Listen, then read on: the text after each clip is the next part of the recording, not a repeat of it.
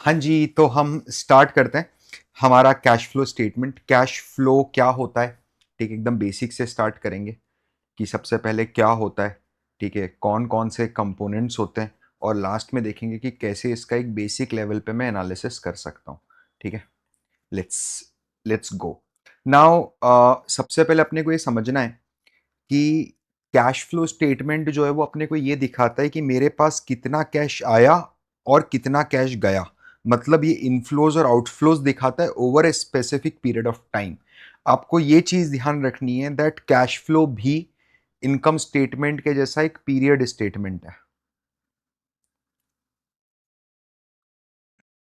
ठीक है, ये हमें ये बताता है कि कंपनी के अंदर पैसा कहां से आ रहा है और वो पैसा कहां पर खर्च हो रहा है, where the money is coming from, और वो कहां से कहां पर जाके खर्च हो रहा है।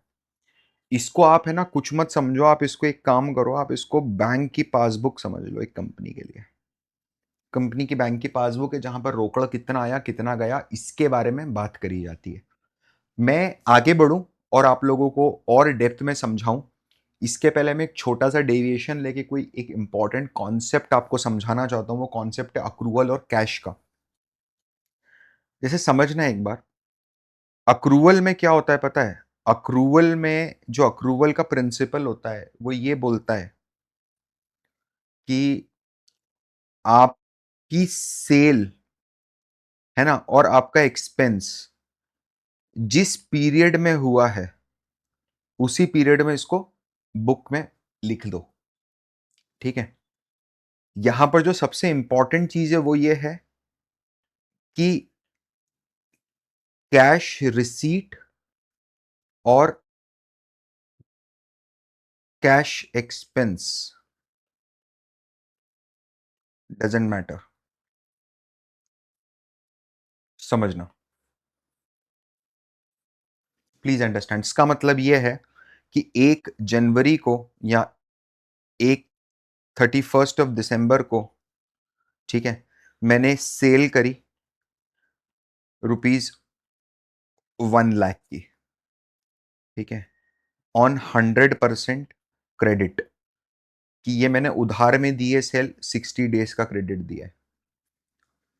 ठीक है, अब 31 दिसंबर के दिन क्या ये सेल बुक हो जाएगी? बिल्कुल हो जाएगी।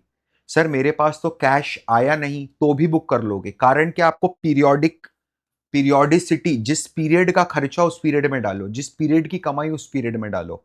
कैश कितना मिला कोई लेना देना नहीं है। ठीक है, फिर दूसरी अकाउंटिंग होती है कैश सिस्टम ऑफ अकाउंटिंग। इसमें क्या होता है पता है? इसमें यह होता है कि पीरियड नॉट रेलेवेंट, पीरियड से कोई लेना देना नहीं है, कब खर्चा हुआ कब नहीं हुआ। जब कैश आया गया, है ना, तभी सेल्स एंड एक्सपेंस बुक करो। 100% dependent on cash receipt and outflow. इसको कोई मतलब ही नहीं है पीरियड पीरियड से। कैश में क्या होता है? देख जरा ध्यान समझना। कोई भी कंपनी होती है ना, एक कंपनी से फॉर एग्जांपल अपन डाबर की बात करते हैं 1 मिनट के लिए।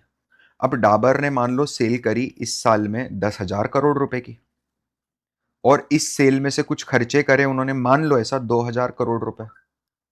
तो उनका नेट इनकम आया, मैं अगेन बोल रहा हूं, सॉरी, 8,000 करोड़। तो उनकी नेट इनकम आई, नेट प्रॉफिट आया, इस फिक्टिशियस बात कर रहे हैं अभी 2 मिनट के लिए।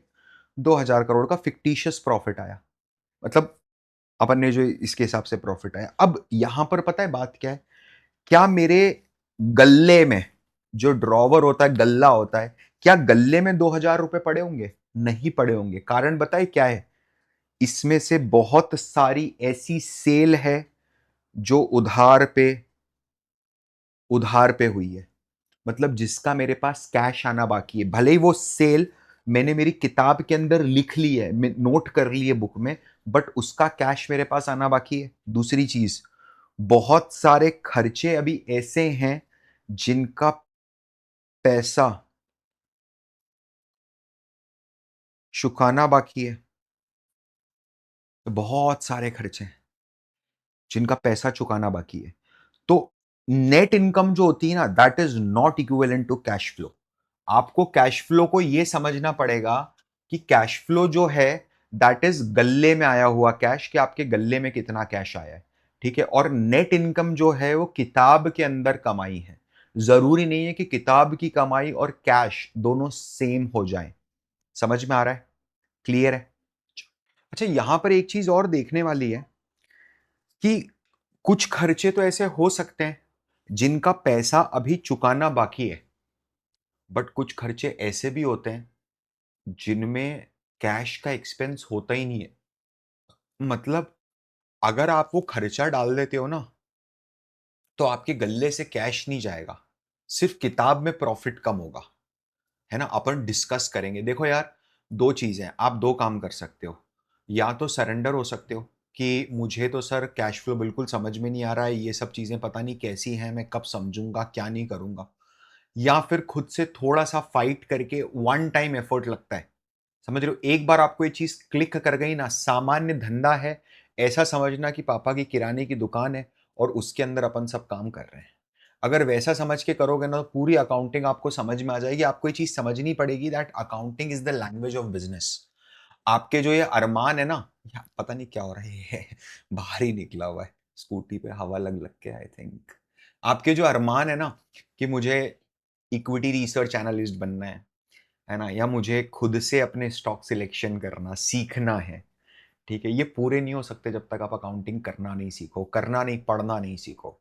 क्योंकि accounting is the language of business. और वॉरेन बफेट सर ने बहुत ही अच्छा एक कोटेशन दिया है that no matter how hard it is और how imperfect it is, accounting is the language of business. If you are not ready to put effort and learn it, then hire a fund manager to manage your funds. Don't invest directly into stocks. This is not said by me, it is said by Mr. Warren Buffett. आप समझ रहे हो मेरी बात ना? ये चीज हमने समझी कि सर जो अक्रूवल मेथड होती है, वो अक्रूवल मेथड में क्या होता है, जो इनकम और एक्सपेंस होते हैं ना, वो तब होते हैं जब वो अर्नड या इनकर्ड होते हैं। मतलब इसको लिखेंगे जिस पीरियड में वो अर्न और इनकर्ड होते हैं। रिगार्डलेस रिगार्डलेस कोई फर्क ही नहीं पड़ता कि when the cash is received. यहां लिख दो, कैश से नो फर्क, कैश से कोई लेना देना नहीं है। ठीक है ना? से फॉर एग्जाम्पल, आपने टी शर्ट बेची 10,000 रुपए की 25 दिसंबर को, बट आपको इसका पेमेंट रिसीव हुआ 5 जनवरी को। दोस्त था, खरीद के ले गया। उसकी जब सैलरी आई 1 तारीख को, उसके बाद आपने उसको 4 फोन लगाए 4 दिन तक, तब वो 5वें दिन पैसा देने आया। ठीक है। तो अब अक्रूवल सिस्टम ऑफ अकाउंटिंग अगर आप कर रहे हो ना, तो ये जो 10,000 का रेवेन्यू है, ये 25 तारीख को बुक हो जाएगा, भले ही कैश आया नहीं आया। लेकिन अगर मैं कैश सिस्टम ऑफ अकाउंटिंग करता हूं, तो रिकॉर्ड कब होगा इनकम और expense? Only when cash is received और पेड। जब कैश रिसीव करा जाता है या पे करा जाता है। Now please understand. ठीक है। You sell T shirts worth 10,000, आपने फिर से वही काम करा है, कुछ भी नहीं हुआ। अब क्या होगा पता है? यहां पर ये जो सेल्स की बुकिंग होती थी, ये आप 25 दिसंबर को करोगे, और यहां पर जो सेल की बुकिंग होगी ये आप 5 जनवरी को करोगे। आई होप ये एब्सोल्युटली क्लियर होगा। मैं इससे ज्यादा टाइम इस पे देना नहीं चाहता। समझना। अब कारण क्या होता है, आप जब इनकम स्टेटमेंट बनाते हो, आप बैलेंस शीट बनाते हो, तो आप सिर्फ इनकम स्टेटमेंट और बैलेंस शीट के दम पे ये नहीं बता सकते कि कंपनी के पास कितना कैश आया है। आप एक चीज जरा समझना, 2 मिनट समझना कि कैश फ्लो की रिक्वायरमेंट क्या है, what is the basic need. मतलब पता है आपको, ये इंटरव्यू क्वेश्चंस होता है। It's a very normal interview question कि अगर मैं आपको एक आइलैंड पे छोड़ देता हूं, ठीक है, अकेला, और आपके पास ऑप्शन है कि आप तीनों फाइनेंशियल स्टेटमेंट्स में से कोई एक फाइनेंशियल स्टेटमेंट को लेके चले जाओ साथ में। है ना? मतलब बोलने का मतलब ये है कि अगर आपको किसी कंपनी को समझना है, देखना है, बिजनेस को एनालाइज करना है, और आपके पास ऑप्शन ये है कि आप तीनों में से किसी एक फाइनेंशियल स्टेटमेंट को ही पिक कर सकते हो, तो वो फाइनेंशियल स्टेटमेंट कौन सा होगा? that has to be cash flow statement. It is so damn important. The reason is, मैं इनकम स्टेटमेंट को देख के ये बता ही नहीं सकता कि मेरी कैश पोजीशन क्या है। मैं आपको उसका एक लॉजिक बताता हूं। आप ग्रोथ भी जो देखोगे ना, वो सिर्फ इनकम स्टेटमेंट को देखो। यार ये वीडियो है ना, पर्पसफुली थोड़ा लंबा हो सकता है, बट ट्रस्ट मी, अगर आपके कैश फ्लोज रिलेटेड कोई भी कॉन्सेप्ट ऐसे हैं जो आपको ऐसा लगता है कि it is not very good, है ना, ये बिल्कुल क्लियर कर देगा। ठीक है।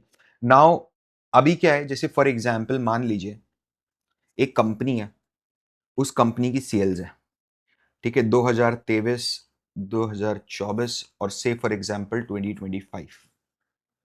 यहां पर क्या हुआ, सेल हुई 1000 करोड़, यहां पर हुई 1500 करोड़ और यहां पर हुई 2500 करोड़। तो द आइडिया इज कि ये जो 1500 से 2500 करोड़ की सेल हुई है और इसके कारण प्रॉफिट, ठीक है, तो प्रॉफिट यहां पर मान लो 200 करोड़, यहां पर मान लो 300 करोड़, यहां पर मान लो 500 करोड़। समझना। अब क्या हो रहा है, अगर कोई हाइंड साइट में नेकेड आइज से अगर ये देखता है, तो उसको कंपनी ग्रोइंग ट्रेजेक्टरी में लग रही है ना, कि कंपनी ने 2.5 गुना सेल कर दी अपनी पिछले 2 साल में। कंपनी ने अपना प्रॉफिट भी 2.5 गुना बढ़ा दिया है, प्रॉफिट मार्जिन मेंटेन्ड है 20% पे। ठीक है, everything is fine with this company, अगर ये इंफॉर्मेशन है। बट मैं आपको बताता हूं एक बात, कि ये कंपनी ने जो 1000 से 1500 करोड़ रुपए की सेल करी है, इसमें से 300 करोड़ रुपए अभी आना बाकी है, अभी तक आए नहीं है, रिकवर नहीं करे कंपनी ने। और ये भी जो 1500 से 2500 करोड़ की सेल करी, इसमें भी 750 करोड़ रुपए अभी तक आना बाकी है। मतलब ये है कि क्या कंपनी उधार पे फिक्टिशियस कस्टमर्स को माल बेचकर भी सेल्स को बढ़ा सकती है क्या, प्रॉफिट को बढ़ा सकती है क्या? क्या ये चीज समझ में आ रही है सभी लोगों को? इसीलिए बहुत इंपॉर्टेंट है मेरे लिए ये जानना कि एट द एंड मेरे गल्ले में कितना कैश आया है। ये चीज एकदम क्लियर है, 100%। अब है ना, हम लोग क्या करते हैं, हम कैश फ्लो स्टेटमेंट को ब्रेक डाउन करते हैं। देखो, अपन जब भी कैश फ्लो स्टेटमेंट देखेंगे ना, कैश को 3 अलग अलग पार्ट्स में डिवाइड करा गया है। नंबर 1 है ऑपरेटिंग कैश फ्लो, जो कैश फ्लो फ्रॉम ऑपरेशंस है। मतलब ये जो है ना, ये मेरे कोर बिजनेस के कारण आया है। जो मेरा कोर बिजनेस है, जैसे अगर मेरा मान लो कोर बिजनेस है आलू और प्याज बेचना, ठीक है, कि मैं आलू और प्याज बेचता हूं मंडी में। ठीक है, आपको हंसी आ रही है आलू और प्याज बेचने का बोला है तो? आपको पता है जो आलू और प्याज बेचते हैं मंडी में, उनकी टर्नओवर्स क्या होते हैं, उनकी प्रॉफिटेबिलिटी क्या होती है ना, 200-300 करोड़ रुपए का धंधा कर देते हैं एक एक साल में। तो कोई बड़ी बात नहीं, 2%, 3%, 4% मार्जिन पे बड़ा बिजनेस होता है। ठीक है, तो आप अगर आलू और प्याज बेच के कोई कैश फ्लो आ रहे जा रहे हैं, तो उसको क्या बोलेंगे अपन? That is cash flow from operating business. आपने आलू प्याज बेच के बहुत पैसा इकट्ठा कर लिया, अब आपको लगा कि यार मंडी में एक दुकान खरीदी जाए। समझना। तो आप जो वो दुकान खरीदने के लिए जब पैसा इन्वेस्ट करते हो, तो उसको क्या बोलते हैं? Investing cash flow from, that is the cash outflow for investing activity. क्या आपने इन्वेस्ट किया है, आपके पास बहुत पैसा था, आपने इक्विटी मार्केट में पैसा लगाया, अब डिविडेंड मिला है। तो ये जो इक्विटी से डिविडेंड मिल रहा है आपको, ठीक है, दैट इक्विटी का dividend is also your cash inflow from investing activity. ठीक है सर, लास्ट बता दीजिए फाइनेंसिंग। फाइनेंसिंग का मतलब वही है जो आपको पता है, मैंने ये कार खरीदी, मैंने ये टीवी खरीदी, कैश में खरीदी नहीं, नहीं, इसको अपन ने फाइनेंस कराई है। समझना, सामान्य बोलचाल की भाषा में बोल देते हैं, इसको अपन ने फाइनेंस कराई है।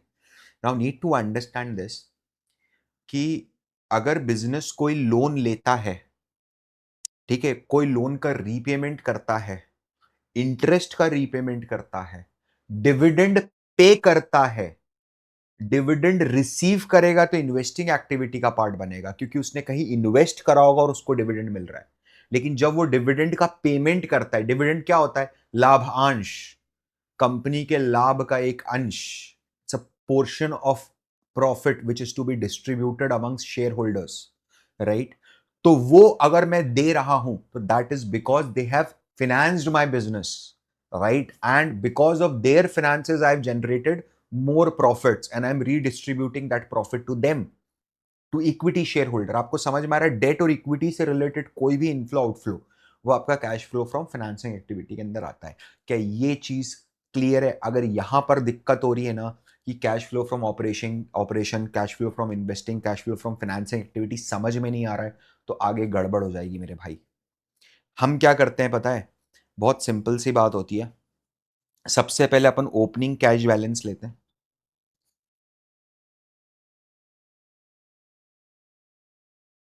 इसमें अपन प्लस या माइनस करते हैं कैश फ्लो फ्रॉम ऑपरेशंस। इसमें अपन प्लस या माइनस करते हैं कैश फ्लो फ्रॉम इन्वेस्टिंग। ये आपने प्लस या माइनस क्यों बोला है बता दूंगा। आप यहां पर प्लस या माइनस करते हैं cash flow from financing activity. और ये करने के बाद लास्ट में आता है क्लोजिंग कैश बैलेंस। और ये जो क्लोजिंग कैश बैलेंस होता है ये सीधे आपकी बैलेंस शीट में जाता है, और इसी के कारण आपकी बैलेंस शीट टैली होती है। 99% बैलेंस शीट जो स्टूडेंट्स की टैली नहीं हो पाती है उसका मेन रीजन यही होता है कि वो कैश फ्लो के अंदर कुछ ना कुछ मिस्टेक कर देते हैं। इम्पैक्ट 99%। अगर आपने कोई कॉपी पेस्ट में कोई एरर नहीं कर दिया है तो 99% एरर ये होता है लिंकेज में, जो मैं देखता हूँ कि वो कैश फ्लोज को अभी भी ढंग से ट्रीट नहीं करते हैं। कैश फ्लोज के अंदर कंसेप्चुअल क्लैरिटी नहीं है। मैं टाइटन का कैश फ्लो देखता हूँ, अपन सिर्फ देखो, डरना नहीं है देख के ओ माय गॉड सर ये क्या खोल दिया आपने, मैं तो घबरा ही गया देख के। कुछ भी नहीं है, फालतू की चीज है। समझना, फालतू की चीज है, कुछ भी नहीं है। ठीक है, अब भी मैं आपको समझाऊंगा, सब समझ में आ जाएगा। Cash flow from operations, company ने कितना कैश फ्लो फ्रॉम ऑपरेशंस बनाया है। ठीक है, तो ये रहा 1695। This is the companies cash flow from operating activity. फिर इन्वेस्टिंग एक्टिविटी देखना इसमें क्या क्या चीजें आती है।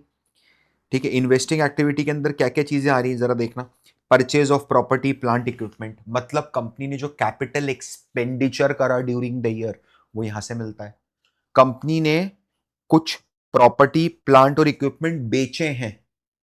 कंपनी ने इन्वेस्ट किए हैं नॉन कन्वर्टेबल डिबेंचर्स में।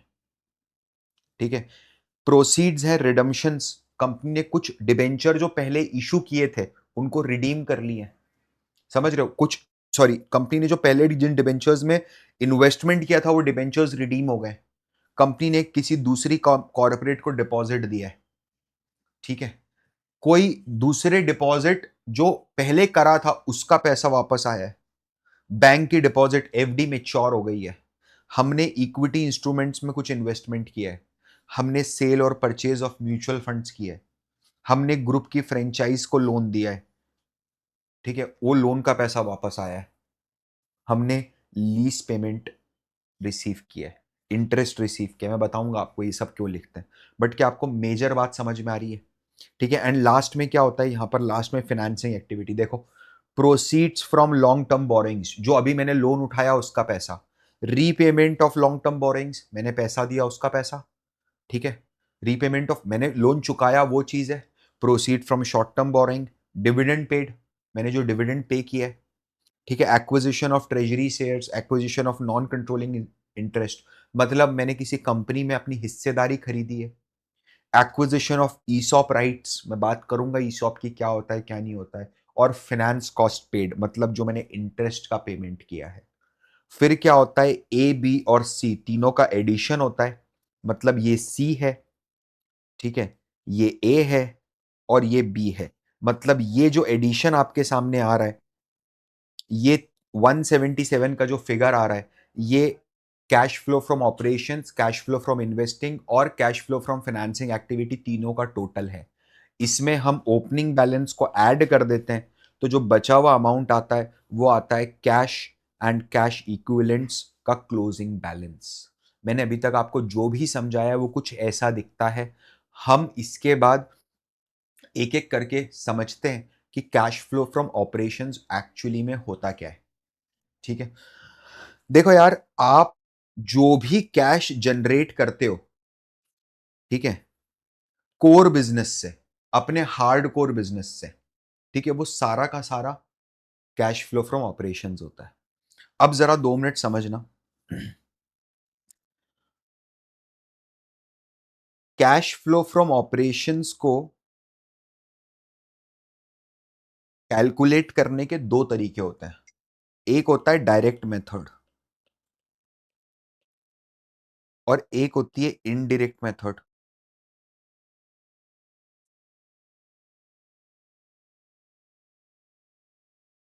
समझना, एक होता है डायरेक्ट मेथड, एक होता है इनडायरेक्ट मेथड।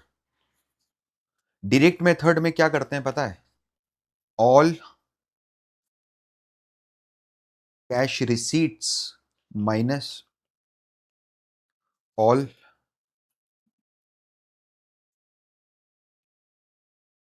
कैश एक्सपेंस, इसको माइनस कर देते हैं तो क्या बचता है मेरा? Net cash from operations. Done.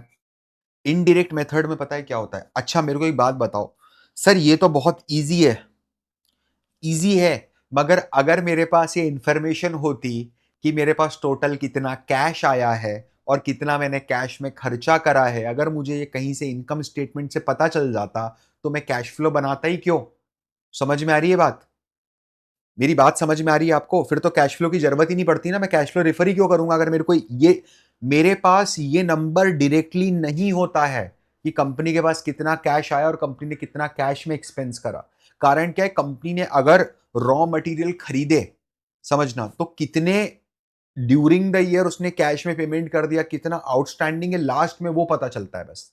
तो इसके लिए हम क्या करते हैं? इनडायरेक्ट मेथड का यूज करते हैं। इनडायरेक्ट मेथड क्या होती है पता है? इनडायरेक्ट मेथड में हम क्या करते हैं, हम लोग है ना स्टार्ट ही करते हैं सीधे प्रॉफिट बिफोर टैक्स से, और उसके अंदर हम बैक साइड में रिवर्स एडजस्टमेंट देते हैं। मतलब ध्यान से समझना, अगर यहां पर ये समझने में गड़बड़ कर दी तो कुछ भी समझ में नहीं आएगा, मैं इस बात की आपको गारंटी दे देता हूं। ठीक है, इसको ध्यान से समझना, बिल्कुल आसानी से समझ में आएगा।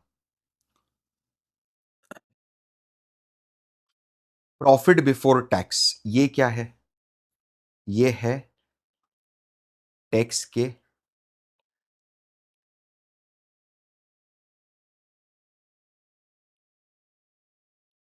ये है टैक्स के पहले का प्रॉफिट। समझ रहे हो? ये टैक्स के पहले का प्रॉफिट है। इसमें आपने इंटरेस्ट को ऐड इसलिए करा क्योंकि जो इंटरेस्ट का एक्सपेंस होता है ना, वो नॉन ऑपरेशनल एक्टिविटी है। एक्चुअली में वो यहां पर, क्योंकि देखना इधर, मैं रादर इसको हटा ही देता हूं तो क्या होगा ना, it is not something which is required.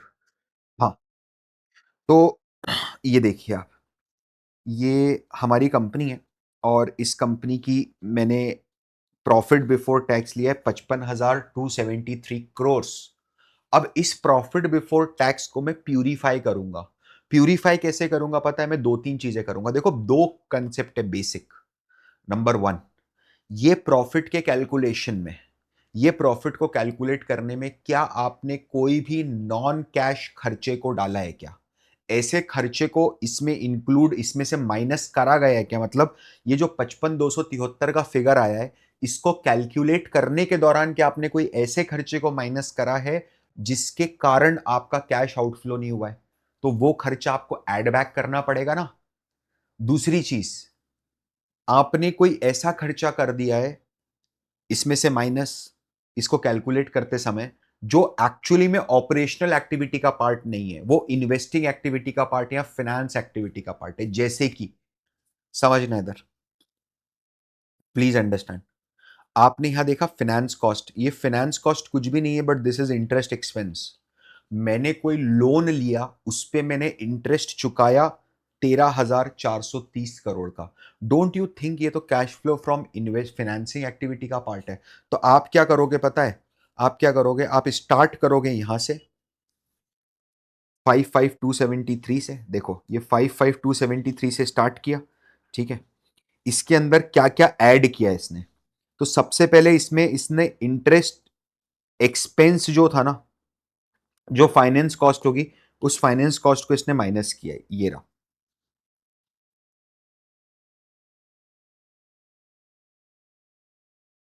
समझना इधर, चूंकि ये फाइनेंस कॉस्ट को यहां से रिड्यूस करके वो cash flow from financing activity के अंदर लेके जाएगा। ठीक है, तो सबसे पहले अपन ने क्या करा है, अपन ने यहां पर इंटरेस्ट एक्सपेंस को ऐड बैक करा। फिर मैंने क्या करा पता है, जितने भी नॉन कैश एक्सपेंसेस थे ना, जैसे कि अगर मैं डिप्रीसिएशन को खर्च करता हूं किताब में, तो डिप्रीसिएशन के कारण मेरा कैश में कभी कोई खर्चा नहीं होता। कोई अनरियलाइज्ड, मैं समझाऊंगा डिप्रीसिएशन क्या, डोंट वरी। कोई अनरियलाइज्ड एक्सचेंज लॉस है। मैंने क्या करा था, मैंने 200 रुपए में एक शेयर खरीदा था, है ना, 1000 शेयर खरीदे थे। अब वो शेयर की कीमत 190 रुपए हो गई, 190। क्या 10 रुपीस का मेरा आयोट से अनरियलाइज लॉस है क्या? मैंने अभी तक वो लॉस बुक नहीं करा है। लॉस बुक कब होता है, जब मैं सेल कर दूंगा शेयर को 190 पे, तब वो लॉस बुक हो जाएगा। अभी तक वो लॉस किताब में अनरियलाइज्ड है। हो सकता है ये लॉस पूरा खत्म होकर फिर से प्रॉफिट में आ जाए पोजीशन, या फिर और डीपन हो जाए loss. Anything can be possible, right. फिर आप देखते हो लास्ट में एक आता है ईसॉप, है ना, stock based payment to employees, या employ stock option plan. 2 minute के लिए समझना कि ईसॉप होता क्या है। कंपनीज क्या करती हैं, ईसॉप की स्टार्टिंग जो इंडिया में हुई थी, it's a very old concept, very very old US concept. But ESOP की जो स्टार्टिंग इंडिया में हुई थी वो ऐसे हुई थी कि नारायण मूर्ति जी, ऐसा बोला जाता है, I am not very sure about this story, इसके पहले ईसॉप एग्जिस्ट ही नहीं करते थे, I am not claiming that. But जो उड़ी उड़ी खबर है वो ये है कि नारायण मूर्ति सर ने पहली बार ईसॉप को यूज किया था कॉर्पोरेटाइजेशन में, है ना, इंडियन कॉर्पोरेट इंडस्ट्री में। इन्फोसिस जो है उसने ईसॉप को फर्स्ट टाइम इशू किया था। ईसॉप में क्या होता है पता है, जैसे आप क्या करते हो, अगर उस समय ऐसा होता था कि आपके पास अगर पैसा नहीं है, नारायण मूर्ति साहब के पास एक बार पैसा नहीं था उनके ड्राइवर को देने के लिए, तो उन्होंने क्या करा, ड्राइवर को पैसा देने की बजाय इन्फोसिस के शेयर्स दे दिए। समझ रहे हो? आज क्या होता है, आज पैसा तो है आपके पास, आज सारे स्टार्टअप्स वगैरह हैं, वो सारे स्टार्टअप्स आजकल ईसॉप दे ही रहे हैं। ठीक है, द आइडिया इज कि नंबर वन, एक आप टैलेंट को रिटेन करके रखते हो for a very long period of time. दूसरा मतलब ये है कि कैसे ईसॉप मिलते पता है, 10 साल आप इस कंपनी में काम करो तो आपको कंपनी के इतने शेयर्स फ्री में दे देंगे, 5 साल काम करोगे तो इतने शेयर फ्री में दे देंगे। तो ये मेन रीजन होता है कि एक तो आप अपने टैलेंट को रिटेन करके रखते हो। दूसरा ये होता है कि आप अपना टैलेंट को थोड़ा सा उनका एक इन्वेस्टेड रहते हैं कि नहीं यार, we are also invested in the business, right. उनको एक वो भावना रहती है कि नहीं, हमारा भी कुछ है स्टेक, अगर बिजनेस आगे बढ़ेगा तो हमारी भी वेल्थ बनेगी। समझ रहे हो? इस कारण से ईसॉप दिया जाता है। ठीक है, इसके बाद क्या होता है पता है, इसके बाद होता है इंक्रीज और डिक्रीज, इसके बाद वर्किंग कैपिटल के एडजस्टमेंट्स होते हैं, और उसके बाद मेरा final cash flow from operations बनता है। अब देखो जरा, अपन थोड़ा डिटेल में पढ़ते हैं कि नॉन कैश चार्जेस क्या है। जैसे मैंने बोला डिप्रीसिएशन और ईसॉप। डिप्रीसिएशन क्या होता है, आपने एक कंप्यूटर खरीदे 10 लाख रुपए के, क्या ये कंप्यूटर अगले 5 साल तक आपको यूज आएंगे, for next 5 years? Yes absolutely. ये जो मैंने 10 लाख के कंप्यूटर खरीदे हैं, ये भले ही मैंने आज खरीद लिए, ईयर 0 पे मैंने भले ही खरीद लिए, ठीक है, बट ये मेरे को ईयर 5 तक काम आएंगे। मतलब year 1, year 2, year 3, year 4, year 5। ठीक है, नाउ प्लीज अंडरस्टैंड। ठीक है, मेरा पूरा का पूरा कैश का जो आउटफ्लो हुआ वो तो ईयर 0 पे हो गया, आज ही हो गया ना। 10 लाख रुपए तो मैंने आज ही दे दिए। लेकिन सिंस इसको मैं 5 साल तक यूज करता हूं, तो जिस साल जितना यूज होगा, मैं बोल रहा हूं हर साल बराबर यूज करूंगा, कंप्यूटर है, तो जिस साल जितना यूज होता है उस साल उतना उतना खर्चा डालते जाओ। एक्रूवल तो यही बोलता है ना, आपने कंप्यूटर खरीद लिए, क्या ये पूरे के पूरे कंप्यूटर आज ही खत्म कर दोगे? क्या आप इस्तेमाल करके नहीं करने वाले हो ना, आप इसको 5 साल यूज करोगे। तो आप पूरे 10 लाख रुपए आज एक्सपेंस में मत डालो। ठीक है, आपका कैश में खर्चा हो गया, कोई बात नहीं, कैश का आउटफ्लो हो गया, उसको क्या बोलूंगा, कैपिटल एक्सपेंस, है ना। लेकिन पीएनएल के अंदर आप हर साल 10 लाख रुपए इसके खर्चे में डालो, हर साल 2 लाख रुपए इसके खर्चे में डालो फॉर नेक्स्ट 5 ईयर्स। तो ये जो 2 लाख रुपए आप शो करते हो हर साल, ठीक है, ये प्रॉफिट एंड लॉस में शो तो होता है, बट इसके कारण मेरा कोई कैश का आउटफ्लो नहीं होता। कारण ये होता है कि कैश तो पहले ही खर्च हो चुका है। तो यहां पर ईयर 2 में मेरे 2 लाख रुपए पीएनएल में डेबिट जरूर होंगे, लेकिन उसके कारण गल्ले में से कोई कैश बाहर नहीं जाएगा। गल्ले का कैश तो ईयर 0 पे जा चुका है। तो पीएनएल में डेबिट होके ये मेरे प्रॉफिट को कम करता है। देखो 876 यहां पर रिड्यूस हुआ, जिसके कारण मेरा टोटल एक्सपेंस बढ़ गया, और टोटल एक्सपेंस बढ़ने के कारण मेरा प्रॉफिट बिफोर टैक्स कम आया 2519। तो मैंने यहां पर क्या करा, 2519 से स्टार्टिंग करी, जो कि मेरा प्रॉफिट बिफोर टैक्स होता है, और यहां पर मैंने सबसे पहला एडजस्टमेंट ही दिया डेप्रीसिएशन का। मैंने डेप्रीसिएशन को ऐड बैक कर दिया। समझ में आ रहा है? क्यों? क्योंकि डेप्रीसिएशन के कारण कोई खर्चा तो हुआ, कैश में कुछ नहीं गया। तो कैश का कोई इंपैक्ट नहीं है, तो मेरे को तो सिर्फ कैश के इंपैक्ट ही असेस करने कैश फ्लो स्टेटमेंट में। फिर अपन ने क्या करा, ठीक है, इसके बाद आपने अगर कोई स्टॉक बेस्ड पेमेंट किया है, तो स्टॉक बेस्ड पेमेंट मतलब ईसॉप, यानी सैलरी की जगह स्टॉक, इसको अंग्रेजी में बोलेंगे तो stock in lieu of salary. समझना, प्लीज अंडरस्टैंड। यहां पर क्या होता है, जैसे मुझे किसी को सैलरी देनी है, एक तो ये होता है कि मैं उसके अकाउंट में ट्रांसफर कर दूं, तो मेरे अकाउंट मेरे मेरे यहां से कैश कम होगा, मेरा बैंक बैलेंस कम होगा, सामने वाले के अकाउंट में सैलरी चली जाएगी। ये तो आपने एक्चुअल में कैश में पेमेंट किया है। जब मैं ईसॉप देता हूं ना, तो मेरे गल्ले से कुछ नहीं जाता। मैं कोई कैश थोड़ा ना दे रहा हूं उसको, मैं तो उसको एक चिट्ठी बना के दे रहा हूं कि भाई ये चिट्ठी है, तू इसको 5 साल तेरे पास रख, 5 साल के बाद ये चिट्ठी मेरे पास लेके आना, मैं तेरे को फ्री में शेयर दे दूंगा। ठीक है, तो अब ये अगर मैंने दे दिया है, तो चूंकि ये खर्चा तो है, इनकम को कम कर रहा है मेरी, ठीक है, लेकिन मेरा कैश का कोई एक्सपेंस नहीं हुआ है। And because of that reason, अगर आपने कोई ईसॉप का भी पेमेंट किया है, तो वो एड बैक हो जाता है। जैसे अगर आप यहां पर देखोगे, तो कंपनी ने ईसॉप का पेमेंट किया है, एक जोमैटो करके बिजनेस है, ठीक है, मैं मालूम है मैं अलग अलग बिजनेसेस ले रहा हूं, लेकिन क्योंकि जोमैटो में ईसॉप का पेमेंट बहुत तगड़ा होता है। जैसे देखो यहां पर इंप्लॉय बेनिफिट एक्सपेंसेस में सैलरी वैलरी सब आ जाता है, एवरीथिंग, ठीक है, एवरीथिंग सब कुछ आ जाता है। इसके बाद 1659, ठीक है, ये जो होता है ना 1659, इसमें इसको अगर अपन देखते हैं, तो ये 1659 के टोटल में अपने को समझ में आएगा कि 515 रुपए, क्या क्या इसमें सैलरी वेजेस है, पीएफ का कंट्रीब्यूशन है, ग्रेचुटी एक्सपेंस है, स्टाफ वेलफेयर एक्सपेंस है। वहीं पर ही 515 करोड़ रुपए का अगर आप देखते हो, तो शेयर बेस्ड पेमेंट है। एंड इसीलिए अगर आप यहां देखोगे, तो इसको 515 को फिर से यहां पर ऐड करा गया है। यहां पर भी अगर आप देखते पिछले एग्जाम्पल में भी, तो ये जो शेयर बेस्ड एक्सपेंस था, which was there, just a minute, वो यहां पर होगा एम्प्लॉय बेनिफिट एक्सपेंस में 733 के अंदर छुपा हुआ होगा, लेकिन उसको भी यहां पर ऐड किया गया है। ठीक है, कुछ भी नहीं था उधर, अगर होता तो ऐड कर देते। पिछले साल था 2.78, तो ऐड किया, इस साल नहीं था तो नहीं किया। जोमैटो में तो कंसिस्टेंटली था, देखो पिछले साल 506 करोड़ था, तो पिछले साल का 506 करोड़ भी ऐड हुआ, इस साल का 515 भी ऐड हुआ। आई होप ये समझ में आ रहा होगा कि इसको मैंने ऐड बैक क्यों करा है। ठीक है, फिर क्या करते हैं पता है, दूसरे कुछ आइटम्स ऐसे होते हैं जो पीएनएल का हिस्सा होते हैं, बट वो मेरे कोर ऑपरेशंस, मतलब मैंने इंटरेस्ट का पेमेंट करा, मैंने ब्याज का पेमेंट करा, अब इसके कारण मेरा नेट प्रॉफिट जरूर कम होता है। ठीक है, मेरे कैश भी कम हो जाएंगे, I agree to this, but यार मैं इस समय cash flow from operating activities cover कर रहा हूं। ये जो है ना, this is non operating activity. Interest की जो इनकम होती है, अच्छा फिनेंस कॉस्ट कौन सा पार्ट है बताओ? फिनेंस कॉस्ट इज CFF, है ना, cash flow from financing activity है, cash flow from financing activity का आउटफ्लो है।